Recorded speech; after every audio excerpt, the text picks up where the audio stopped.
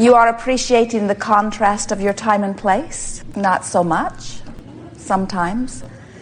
The less contrast, the more you like it. From your broader non-physical perspective, you see contrast as a wonderful thing. But from your broader non-physical perspective, you did not intend to stand in the midst of abject discomfort. You saw contrast as variety, as choice. You did not see it as agony. And while contrast to ecstasy may be agony, you said, I will go forth, and by what I selectively sift to focus upon, what I selectively choose to be the reason for my vibrational offering, I expect, you said, that law of attraction will, for the most part, match me up with good-feeling things. You did not say, I'll go forth and torture myself into success, because from your broader non-physical perspective, you understand that success does not come from that which is uncomfortable. You know that source energy, pure positive energy, is the energy of well-being. It's the energy of good feeling. It's the energy of love. It's the energy of appreciation. And you knew that that was, by your standards then, by your inner being standards now, the epitome of success. If you let joy be your standard, then you will always be in alignment with your source.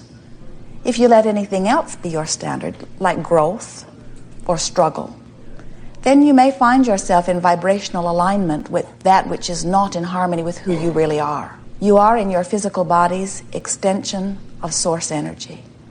And the more you are in alignment with that source energy, the better you feel. The more you are in alignment with that source energy, the more of that which you would call positive emotion is your experience. So as you are paying attention to the way you feel, and always reaching for thoughts that feel good, then you are in vibrational harmony with that which is your source. And if we were standing in your physical shoes, that would be our dominant intent. We would seek first to be in alignment with who we really are. And then we would use our ability to focus in your time-space reality upon those things that evoke from you desire. That part comes easily to you. The contrast that lays before you helps you to easily identify things that you desire. And as you identify those things that you desire, source energy answers the request instantaneously. Sometimes our physical friends do not really believe that, because they experience what they would lovingly call a sort of lag time often between their conscious recognition of desire and their conscious receiving of the desire. And we say, yes, there is a buffer of time here in your time-space reality. But what you are experiencing goes far more than because of a buffer of time. What you are experiencing, if you have identified that you desire something and it is not easily and speedily coming to you, you have a vibrational inconsistency. In other words, you have a desire that carries one vibrational reading and a habit of offering vibration that is quite different from that. Some may say to you, your desires and your beliefs aren't matching up. And those would be perfect words. That's what we'll be talking about here today. We're going to show you how, by choosing thoughts that maybe have nothing to do with what you're living, but have everything to do with what you would like to live, how you can choose a little snatch of something and use it to focus upon, and in doing so, maybe it might only be 5 or 10 or 15 seconds, you achieve vibrational harmony with a little piece of what you want, and you practice that and practice that and practice that and practice that until it does not feel so foreign. In other words, it begins to feel more and more normal to you. Until it is normal to you, your life will pretty much be over here. So the willpower that we would encourage you to muster is not about moving physical things around. It's about holding your mindset upon objects of attention that feel pretty good while you're doing it. Jerry awakened from a dream a while back, and he said to Esther, very vivid dream. It just occurred to me, he said, that everything about that dream was my doing, my creation. I put every character in the dream. I gave them their personalities. I gave them the words that they spoke to me. If they were disrespectful to me, I put the words in their mouth. If they were praising of me, I put the words in their mouth.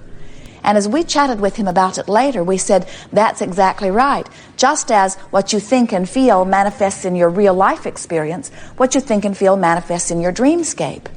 But the reason that we are wanting to talk about how Jerry and all of you are the creator of your own dream is because we want you to, just for a little while, play with us, humor us, serve yourself in powerful ways by being the creator of your own virtual reality.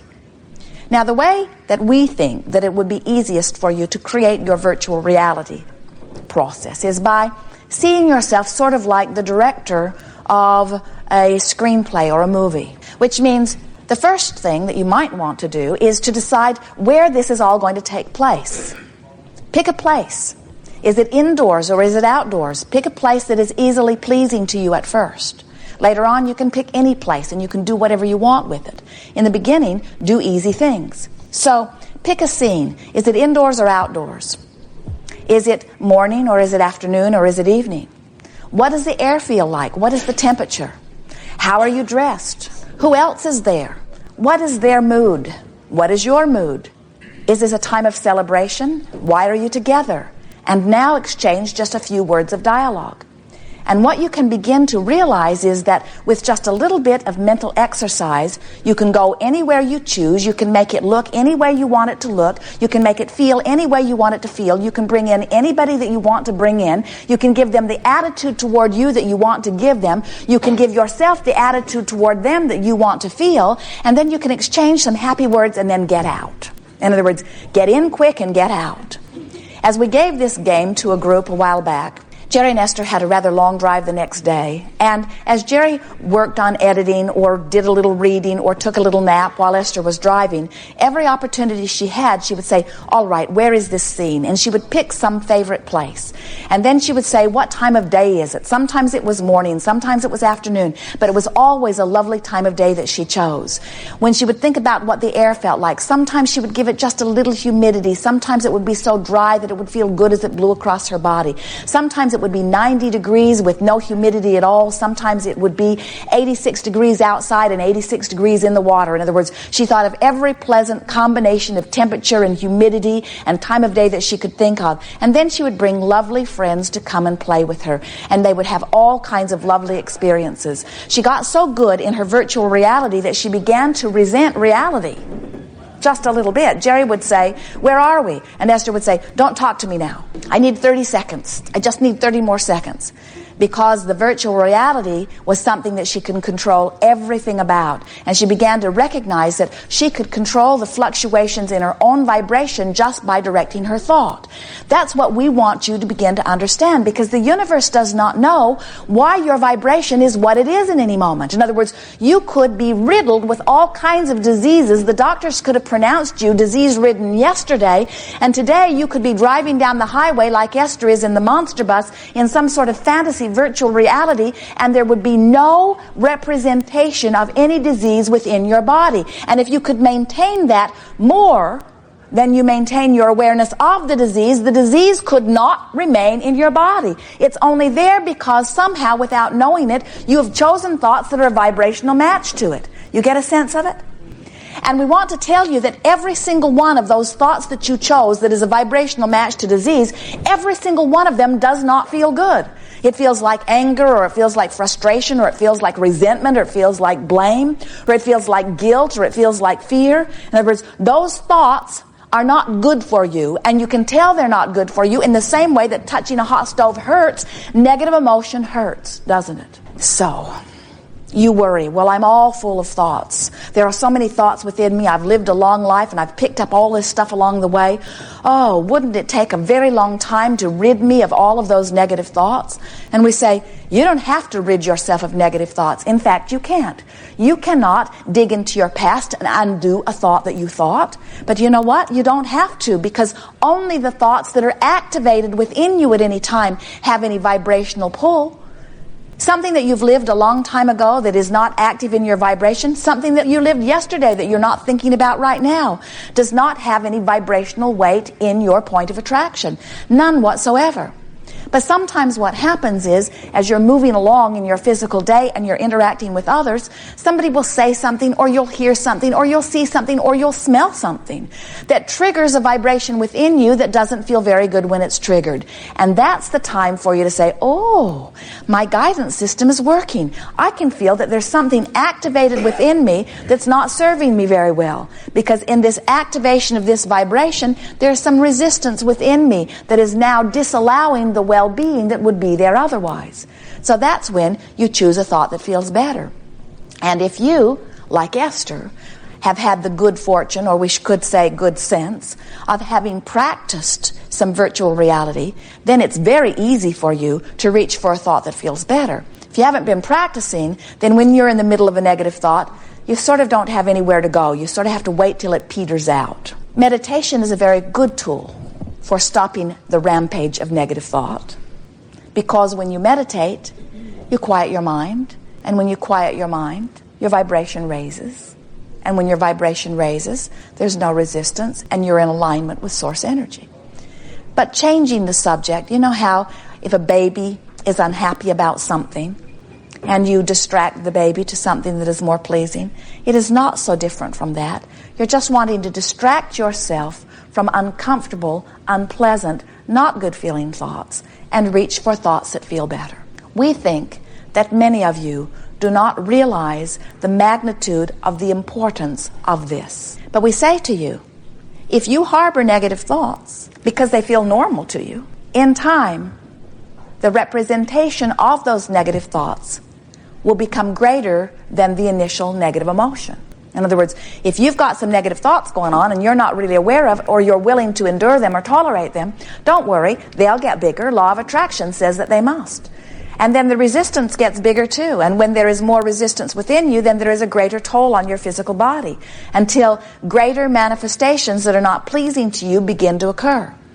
We think it is a wonderful thing when you are aware of how you feel and able to shift your thought to something that feels better, because in the early subtle stages, it's much easier to change vibration. It's just that most physical humans are more interested in action than you are interested in vibration. And it's a sort of screwy way of looking about it, because vibration is everything to you. The way you are vibrating equals your point of attraction. Everything comes to you. You are a veritable magnet calling to you everything that you are feeling. So if you are feeling mistreated, people mistreat you everywhere. If you are feeling uncared for, nobody cares for you. Jerry and Esther saw a little piece of a television special a day or two ago, and it was people who had been very famous for a short period of time and now were not in the limelight anymore. And this man is saying, when you have everything, people want to give you everything. And when you have nothing, people don't want to give you anything. And he was speaking it as if he thought that was backwards and unfair, that it's when you have nothing that people should want to give you something, and when you have everything, then they should not need to. When you feel good, more good comes. When you feel bad, more bad comes. It is law, you see. And so, as we're moving forward together today, it is our desire, if it is yours, to assist you in creating some virtual realities that cause you to vibrate in a way that lets in what you want. Facing reality only brings you more reality. And do not misunderstand, we know that there is much about your reality that is wonderful. And we want you to selectively sift through and focus upon the wonderful parts of your reality. But if there is something about your reality, or someone close to you reality, or somebody who it's not even any of your business reality, and it's bothering you as you give your attention to it, then that bothering feeling is an indication to you that you are giving your attention to something that is causing you to offer a vibration that is setting up resistance within you, that is disallowing the well-being that you have already told the universe that you want. You do not need one more day on this planet in order for the universe to know what you want. You have been launching rockets of desires, huge rockets of desires, little rockets of desires. You've been amending your desires constantly, because you can't stand in this time-space reality with all of your ability to perceive without offering constant perception of preference. In other words, it just happens. If you're too warm, you want to be a little colder. If you're hungry, you want to have a little food. If someone isn't nice to you, you want them to be nicer. If you don't have enough money, you want more money. If your body is stiff, you want more flexibility. If you are confused, you want more clarity. In other words, you are constantly in this place where preferences are being born within you, and every single one of them is heard by all that is and answered instantly every single time.